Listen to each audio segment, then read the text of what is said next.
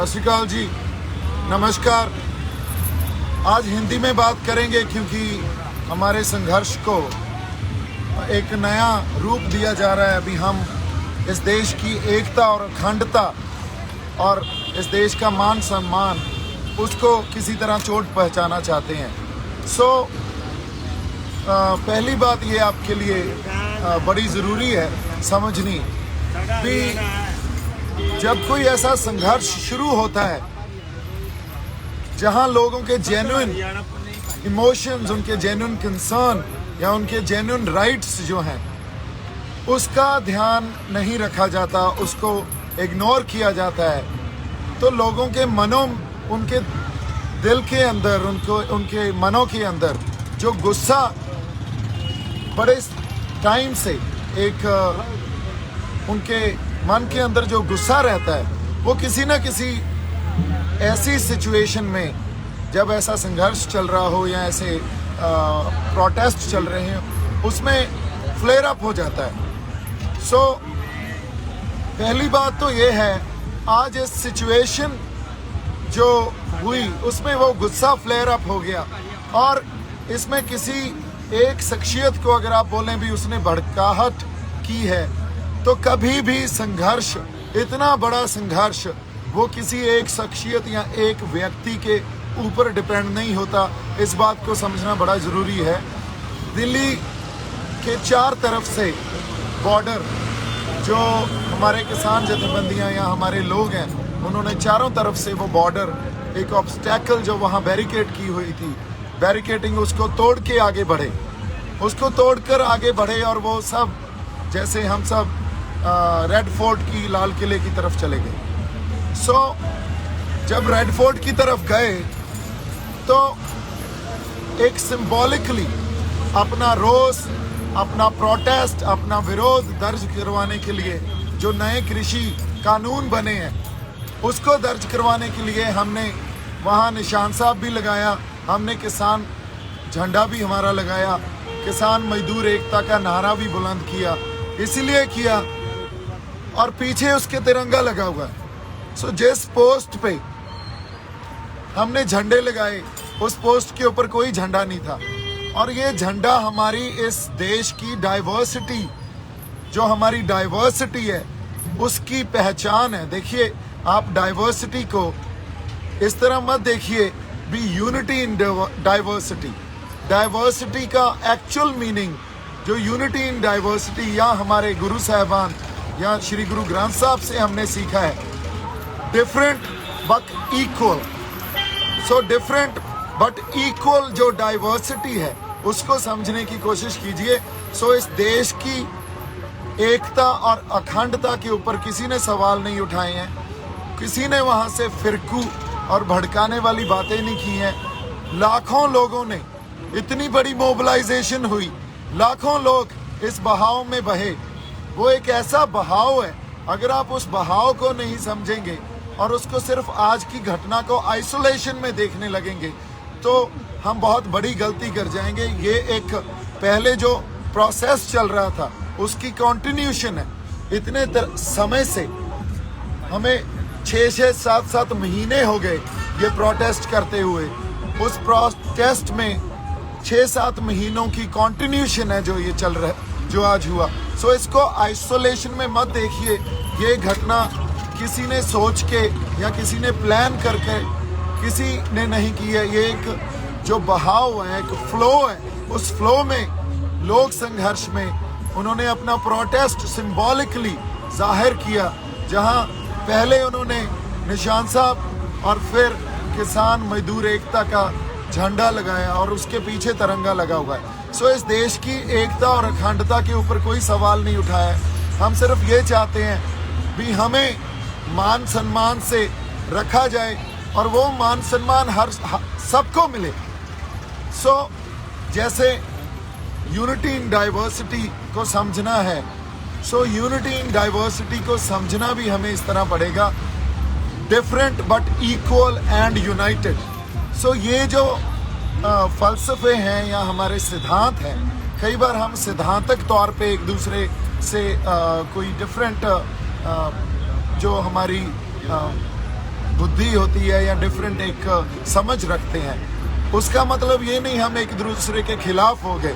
आज भी अगर किसानों ने या जो लोग गए थे दिल्ली, वो किसी को मारने थोड़ी गए थे, या किसी को हमने मारा हो, या कोई पब्लिक प्रॉपर्टी को हमने नुकसान पहुंचाया हो, या किसी दिल्ली वासी को हमने नुकसान पहुंचाया हो, या हमारे हाथ में कोई हथियार हो। हम तो अपने झंडे लेके गए और हमारे ट्रैक्टरों पे गए। अब इनको अगर आप कम्युनल या इसको आप फिरकू दंगों का या इसको एक ऐसा आप एक रंग दे देंगे भी, ये देखो ये तो शरारती आंसर हैं, ये तो गलत आंसर हैं, तो ये हमारे इतिहास में हमेशा ही होता आया है। जब भी कोई इतनी बड़ी एजिटेशन होती है सो हमेशा ही उसको हम ये बोल के भी देश की एकता और अखंडता को खतरा है, ये बोल के भी ये देखो ये तो फंडामेंटलिस्ट हैं या ये हार्डलाइनर्स हैं, हमेशा इस चीज़ में हम जो उनके बनते हक हैं, जो उनके बनते राइट्स हैं, वो नहीं देते और उसको इग्नोर करने लग जाते हैं। सो आज हमारे पास समा या ये जो एक टाइम ऐसा आ गया है, इसका डिस्कोर्स ऐसा है। पहली मेरी बेनती ये है भी इसको आप आइसोलेशन में मत देखें। जो आज हुआ है वो कोई आज एक आइसोलेशन में या आज की घटना नहीं है, ये एक लंबा प्रोसेस था, उसकी कंटिन्यूशन है। और आज भी वहाँ सिंबॉलिकली हमने अपना रोष जताया है, बिना कुछ डिस्ट्रॉय किए, बिना किसी तरह की तोड़ फाड़ किए, बिना किसी तरह हमने पब्लिक प्रॉपर्टी हो या हमारे पुलिस फोर्सेस हो या किसी भी तरह का लॉ एंड ऑर्डर हो, हमने बिल्कुल पीसफुली, जो हमारा जमहूरी हक है, हमारा डेमोक्रेटिक राइट है, पीसफुली एक प्रोटेस्ट किया। और इस प्रोटेस्ट को अगर हम ये सोच रहे हैं भी इसको एक कोई शख्सियत या एक पर्सनैलिटी या एक आदमी इतना बड़ी मोबिलाइजेशन कर सकता है, सो ये बहुत बड़ी गलती होगी। आप लोगों के जेन्युइन कंसर्न समझिए, लोगों के इमोशन समझिए। एक मुझे ब्लेम करना है, किसी को भी ब्लेम करना, ये हमारी वही बात गलती होगी जो हम हमारे इतिहास में पहले से भी करते आए हैं। आज सबसे बड़ी ज़रूरत है भी हमें लोगों के इमोशंस को समझना चाहिए, उनके कंसर्न्स को समझना चाहिए, उनके सरोकार क्या है उसको समझना चाहिए और उस अकॉर्डिंगली हमें आगे डिसीजंस लेने चाहिए। मैं एक बार फिर आपको ये रिक्वेस्ट कर रहा हूँ, कोई भी भड़काने वाली बात नहीं कर रहा है। हर इंसान यहाँ आपसी प्यार, भाईचारक साझ और इस देश की एकता और अखंडता में विश्वास रखता है। किसानों को प्लीज़ किसी अलग नज़रिए से मत देखिए। किसानों ने सिंबॉलिकली बड़े पीसफुली, जो हमारा डेमोक्रेटिक राइट है, जमहूरी हक है, उसको एक्सरसाइज किया है। वो सुप्रीम कोर्ट ने भी हमें दिया है, वो हमारा संविधान हमें देता है। और उसके आगे जो बात है, वहाँ फ्लैग पोस्ट पे कोई झंडा नहीं था, सो तिरंगा किसी ने नहीं उतारा। हमने सिर्फ अपना निशान साहब और हमारा किसान मजदूर एकता का जो हमारा झंडा है उसको वहाँ लहराया है। सो इतनी सी बात आपसे करनी थी मेरी तरफ से। आप सबको एक बार फिर निम्र बेनती है कि हम किसी को भड़काने के लिए ये प्रोटेस्ट नहीं कर रहे हैं। आज भी पीसफुल हैं, आप दिल्ली में देखिए सब पीसफुल हैं। और आज हम ट्रैक्टरों पे और खाली हाथ बैठे हैं, हमारे पास ज़्यादा से ज़्यादा हमारे ये झंडे हैं और कुछ नहीं है। आप यहाँ हमारे जो लोग हैं उनको देखिए, भाई किसी के पास कोई हथियार है? कोई हथियार है? हम अपने झंडे और अपने ट्रैक्टरों पे बैठे हैं। हमारा हथियार हमारे इस डाइवर्सिटी को समझने की कोशिश कीजिए। इस जो लोगों के जेन्युइन कंसर्न्स है उनको समझने की कोशिश कीजिए।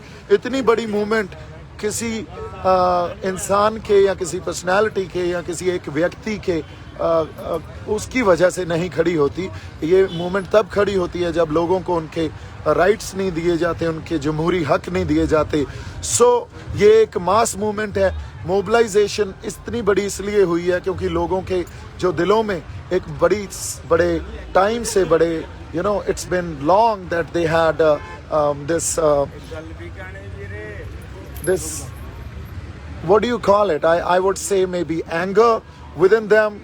Since so long they were preserving it, and it had to be flare up at some point.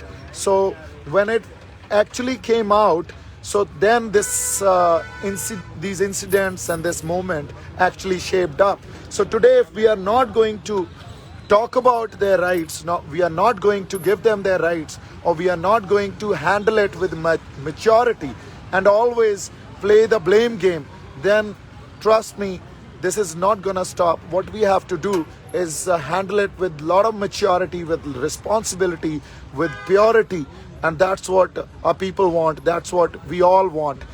As far as national security and integrity is concerned, nobody is questioning it, nobody is threatening it, nobody had intentions to do anything of that sort. We have just actually shown symbolically that it is a protest, it's a mass movement. Please try and understand and deal with it with a lot of maturity, and the leadership, whether it is our farmer leadership or political leadership, kindly look into it and deal with it with responsibility and maturity, which I hope and we all hope that it will be. Please do not try to give it any other color. Nobody is trying to propagate some different agendas here. Nobody is trying to propagate that we are threatening national integrity and security. Also, I would like to point out that Nishan Sahib, our Nishan Sahib, which our gurus have given us, it actually symbolizes when we have to fight against unjust or injustice. So that's what we've done. It was symbolically done. हमने किसी जगह कब्जा नहीं किया था, हमने कोई कब्जा नहीं किया, एक सिंबॉलिकली अपना रोष दर्ज करवाया है। मेरी तरफ से बहुत सारा प्यार और सत्कार। वाहिगुरु जी का खालसा, वाहिगुरु जी की